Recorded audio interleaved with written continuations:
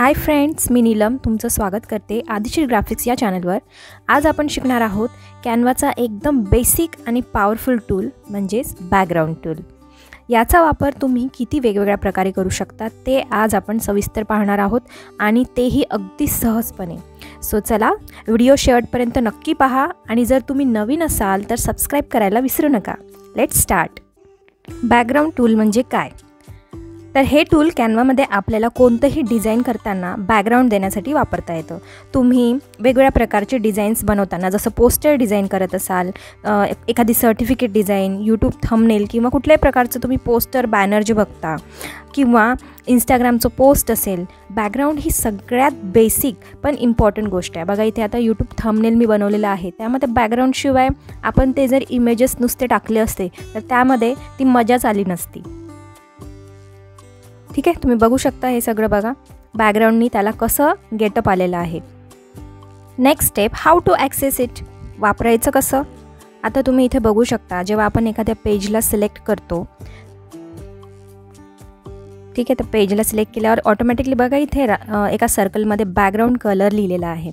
त्याला आपण क्लिक केलं की इथे बरेचसे तुम्हाला कलर्सचे ऑप्शन मिळतात, कलर पॅलेट ओपन होतं। आपण जे फोटोज घेतलेले असेल तर ते फोटोजचे कलर ते आपल्याला काढून देतं। तर यामधनं एकतर तुम्ही कलर पिक करू शकता किंवा मग एलिमेंट्समध्ये इथे कीवर्ड टाकायचं की कुठला कलर तुम्हाला हवा आहे, तो स्पेसिफिक कलर जर इथे लिहिला तरी देखील आपण आपल्या बॅकग्राऊंडसाठी तो कलर निवडून घेऊ शकतो इथे। आता बघूया टाइप्स ऑफ बॅकग्राऊंड। तर कॅनवामध्ये वेगवेगळ्या प्रकारचे बॅकग्राऊंड्स आपण यूज करू शकतो। तर फर्स्ट आहे सॉलिड बॅकग्राऊंड। आता तुम्ही बघू शकता इथे सॉलिड कलर्स आहेत, म्हणजे प्लेन कलर्स, एकदम सिंपल पण क्लासी लुक। तुम्ही कलर पॅलेटचा वापर करून तुमच्या ब्रँडला मॅच होणारा कलर देखील इथे निवडू शकता। इथे बघा ब्रँड किट लिहिलेला आहे, तिथे तुमचा स्पेसिफिक ब्रँड कलर असेल तर तो तुम्ही तिथे मेन्शन करू शकता। ठीक आहे, तर हे डिफॉल्ट कलर्स आहेत, म्हणजे हे नेहमी फिक्स असतात इथे, त्यापैकी कुठलाही तुम्ही कलर घेऊ शकता। त्याखाली आहे ग्रेडियंट कलर्स। तर हे जे रंग असतात हे एकापेक्षा जास्त कलर मिक्स करून, म्हणजे 2 टोन रंग असतात जे तुमच्या डिझाईनला मॉडर्न फील देतात। आता या कलर्सच्या व्यतिरिक्त जर एखादं वेगळ्या प्रकारचं तुम्हाला टेक्स्चर पॅटर्न हवा असेल तर बघा इथे मी टेक्स्चरसुद्धा सिलेक्ट केलेलं आहे। आता हे मी कसं इथे आणलेलं आहे, तर यासाठी तुम्हाला एलिमेंट्समध्ये कीवर्ड लिहावा लागतो, टेक्स्चर बॅकग्राऊंड, आणि ग्राफिक्समध्ये बघा इथे भरपूर तुम्हाला ऑप्शन मिळणार आहेत, वेगवेगळ्या प्रकारचे टेक्स्चर्स असणार आहेत, वेगवेगळ्या रंगातले असंख्य ऑप्शन्स तुम्हाला इथे मिळतील। खूप सुंदर सुंदर टेक्स्चर ऑलरेडी कॅनवाने तयार केलेले इथे फीड करून ठेवलेले आहेत। यातला एखादा पिक करून आपण आपल्या डिझाईनच्या बॅकग्राऊंडसाठी यूज करू शकतो। त्यानंतरचा प्रकार आहे पॅटर्न बॅकग्राऊंड।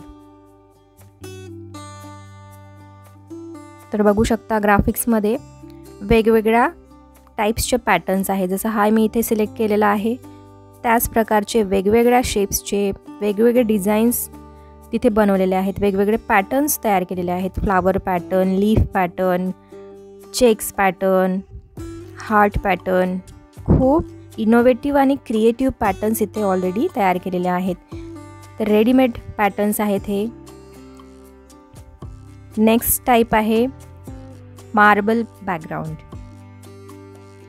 तर नावावरूनच तुम्ही बघू शकता वेगवेगळ्या रंगातले मार्बल्स इथे क्रिएट केलेले आहेत। यांचा देखील हव्या त्या डिझाईनमध्ये आपण ॲज अ बॅकग्राऊंड म्हणून यूज करू शकतो। आहे की नाही किती इनोव्हेटिव्ह। वुडन बॅकग्राऊंड तुम्ही बघू शकता, वेगवेगळ्या कलर्सचे वुडन बॅकग्राऊंड इथे तयार केलेले आहेत आणि यांचा भरपूर वेळा वापर केला जातो। जसं जेव्हा फूड पोस्टर बनवलं जातं तेव्हा याचा बऱ्याचदा वापर केला जातो टेबल्स वगैरे क्रिएट करण्यासाठी। तर याला आपण कसं अप्लाय करायचं, एकतर त्यावर क्लिक करायचं आणि त्याला स्ट्रेच करायचं पूर्ण कॅनव्हासवरती। याचा ॲज अ बॅकग्राऊंड तुम्ही छान प्रकारे वापर करू शकता। नेक्स्ट टाईप आहे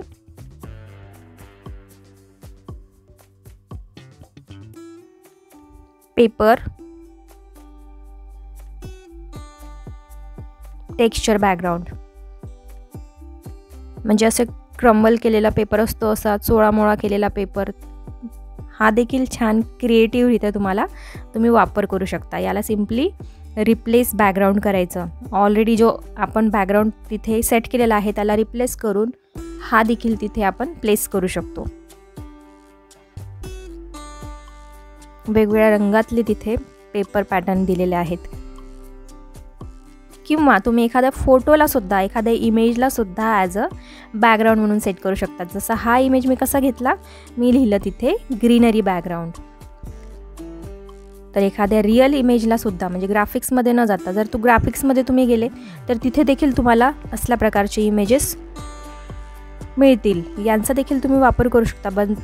बट जर तुम्हाला रिअल इमेज हवी असेल तर फोटोजमध्ये गेल्यावर आपल्याला बघा इथे रिअल सिनरी तुम्ही यूज करू शकता. आणि याला सिम्पली रिप्लेस बॅकग्राऊंडवर क्लिक करा तर ऑलरेडी सेट असलेल्या बॅकग्राऊंडला तो रिप्लेस करेल आणि कॅनव्हासवर सेट होणार. तर याचा देखील आपण ॲज अ बॅकग्राऊंड यूज करू शकतो. म्हणजे तुम्ही कुठलाही image as a background use करू शकता. बस. नेक्स्ट आहे फ्लोरल बॅकग्राऊंड. किती सुंदर सुंदर बॅकग्राऊंड्स इथे दिलेले आहेत. हा आपण एक सिलेक्ट करून बघूया. रिप्लेस बॅकग्राऊंडवर मी क्लिक केलं आणि याला बॅकग्राऊंडला सेट केलं तर तुम्ही बघू शकता की ते वेगवेगळ्या प्रकारचे आपण बॅकग्राऊंड यूज करू शकतो. वेगवेगळ्या प्रकारे त्याला यूज करू शकतो. ठीक आहे. तर यानंतर आपण बघणार आहोत की या बॅकग्राऊंडला आपण कस्टमाइज देखील करू शकतो. तर ते कसं बघूया आपण. तर बघूया बॅकग्राऊंड कस्टमायझेशन काय असतं. तर आपल्या बॅकग्राऊंडला आपण ट्रान्सपरन्सीचा वापर करून त्याची ट्रान्सपरन्सी कमी अथवा जास्त देखील करू शकतो. म्हणजे तुम्हाला त्याला किती प्रमाणात दाखवायचं आहे, विजिबल करायचं आहे ते देखील आपण इथे ठरवू शकतो. त्यानंतर एडिटमध्ये जर आपण गेलो तर तिथे ॲडजस्टवर क्लिक केल्यावर त्याचे वेगवेगळे फिल्टर्स आपण त्याला अप्लाय करू शकतो. जसं टेम्परेचर, टिंट, कॉन्ट्रास्ट, हे वेगवेगळे ॲडजस्टमेंट्स आपण त्यामध्ये कमी जास्त करून त्याला हायलाईट करू शकतो. Shadows, black, whites. यानंतर त्यामध्येच आहे फिल्टर्स. तर वेगवेगळे फिल्टर्स देखील आपण बॅकग्राऊंडवर अप्लाय करून त्याला कशा प्रकारे विजिबल करायचं आहे हे ठरवू शकतो. तर इथे भरपूर प्रकारचे फिल्टर्स आपल्याला दिलेले आहेत. ते अप्लाय करून तुम्ही बघू शकता. ब्लर ऑप्शनचा जर यूज केला तर इथे बघा होल इमेजवर मी क्लिक केलं आणि किती प्रमाणात आपल्याला आपल्या बॅकग्राऊंडला ब्लर करायचा आहे हा ऑप्शन देखील कॅनवाने आपल्याला प्रोव्हाइड केलेला आहे. तर तुम्ही बॅकग्राऊंडला एकतर जास्त ब्लर करून मेन इमेजला फोकस दाखवण्यासाठी त्याचा वापर करू शकता. तर वेगवेगळ्या रीत्या आपण या बॅकग्राऊंडला शो करू शकतो. ठीक आहे. तर आता आपण बेसिक्स तर बघून घेतलेत. आय होप तुम्हाला सगळं कळलं असेल. बट आता एक डिझाईन आपण क्रिएट करून बघू. एकदम बेसिक डिझाईन.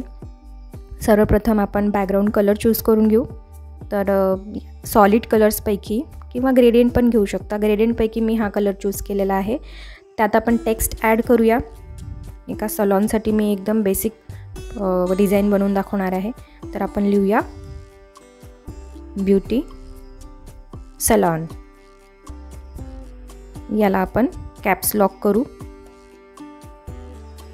प्लेसमेंट थोडी वर करू याची. आणि अर्थातच आपण आता यामध्ये काही इमेजेस घेणार आहोत. तर एलिमेंट्समध्ये मी सर्च करणार आहे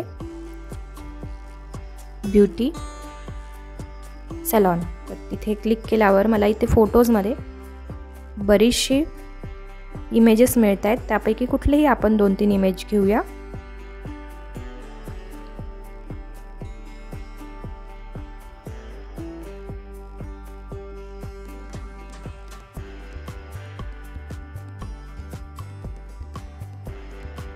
ही एक इमेज घेते. आणखी एक इमेज आपण ॲड करू शकतो. जर का मी इथे आता बॅकग्राऊंड कलर घेतला नसता आणि नुसतं हे इमेजेस घेतले असते आणि फक्त एक टेक्स्ट ॲड केलं असतं तर त्या व्हाईट कॅनव्हासवर ते कसं दिसलं असतं, ते उठून दिसणार नसतं आणि अर्थातच ते आपल्याला आवडलं नसतं. काहीतरी मिसिंग वाटलं असतं आपल्याला. म्हणून आपण नेहमी बॅकग्राऊंड मागे ठेवतो. ठीक आहे, त्याचा वापर यासाठीच होतो की आपण जे मेन इमेजेस असतात आपले त्याला गेटअप आणण्यासाठी, त्यांना उठावदार दाखवण्यासाठी, आकर्षकरित्या दाखवण्यासाठी मागे काहीतरी आपल्याला बॅकग्राऊंडला ठेवायचं असतं. तर इथे आपल्या टेक्स्टचा कलर देखील आपण चेंज करून घेऊ. आता बॅकग्राऊंड लाईट कलर आहे तर आपल्याला टेक्स्टला डार्क कलर द्यायचा. तर हे काही डिझाईन्सचे एकदम बेसिक रूल्स असतात की तुम्हाला जर डार्क बॅकग्राऊंड आहे तर त्यावर लाईट कलरचा टेक्स्ट असायला हवा आणि जर लाईट कलरचा बॅकग्राऊंड आहे तर डार्क रंगाचा टेक्स्ट आपल्याला द्यायचा असतो. आता इथे मी बॅकग्राऊंडसाठी परत ब्युटी सलॉनचाच एक इमेज घेतला. जसं आपण बघितलं आपण फोटोसुद्धा ॲज अ बॅकग्राऊंड ठेवू शकतो. त्याला मी सिम्पली सगळ्या कॅनव्हासमध्ये स्ट्रेच करून घेतलं. आता मी त्याला पोझिशन त्याची बॅक करणार आहे, म्हणजे माझ्या इमेजेसच्या मागे त्याला मी नेलं आणि टेक्स्टच्या मागे देखील. तर तो ॲज अ बॅकग्राऊंड सेट झाल्यावर त्याची ट्रान्सपरन्सी आपण व्यवस्थित बॅलेन्स करून घेऊ, जेणेकरून आपला बॅकग्राऊंडचा पिंक कलर देखील दिसायला हवा आणि आपले इमेजेस देखील लपायला नको. तर अशा प्रकारचं ट्रान्सपरन्सी आपण तिथे सेट करूया. तर तुम्ही बघू शकता एकदम बेसिक डिझाईन आपली क्रिएट झालेली आहे. फक्त हेच दाखवायचं होतं की बॅकग्राऊंडला आपण कसं तिथे सेट करू शकतो. ठीक आहे, तर तुम्ही देखील वेगवेगळ्या प्रकारचे डिझाईन्स बनवून बघा आणि वेगवेगळ्या प्रकारचे जे बॅकग्राऊंडचे टाईप्स आपण शिकलो त्यांचा वापर करून बघा. तुम्हाला नक्कीच क्लिअर होईल की बॅकग्राऊंड हा किती इम्पॉर्टंट पार्ट आहे आपल्या डिझाईन्सचा. आपण परत एकदा एक एक्झाम्पल घेऊन बघूया.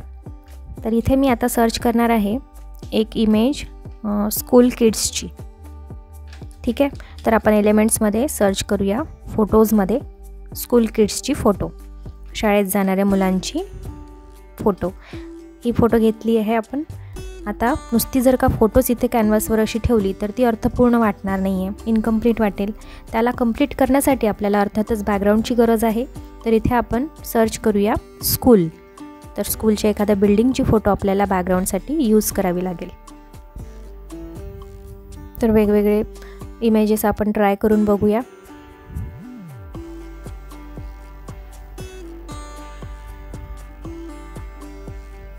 तर या इमेजला आपण आता बॅकग्राऊंडला सेट करायचं आहे. Set image as background. आणि आता आपल्याला आपली जी मेन इमेज होती त्याला बॅकग्राऊंड आहे, त्याला बॅकग्राऊंड रिमूव्ह करण्यासाठी कॅनव्हा प्रोमध्ये ऑप्शन असतं BG रिमूव्हर. त्यावर क्लिक करताच आपल्याला बॅकग्राऊंड रिमूव्ह करून मिळणार आहे. आणि बघा आपली ही इमेज आता रेडी झालेली आहे. त्याला सिम्पली आपल्याला व्यवस्थित जागेवर प्लेस करायचं आहे. हवं असेल तर आपण आपल्या बॅकग्राऊंडचं ट्रान्सपरन्सी देखील ॲडजस्ट करू शकतो. आणि अशा प्रकारे आपली डिझाईन कंप्लीट झालेली आहे. तर आजचा व्हिडिओ तुम्हाला इन्फॉर्मेटिव्ह वाटला असेल तर नक्की लाईक करा, शेअर करा आणि तुमच्या आदिश्री ग्राफिक्स चॅनलला सबस्क्राईब करायला विसरू नका. Till then happy designing. Thanks for watching.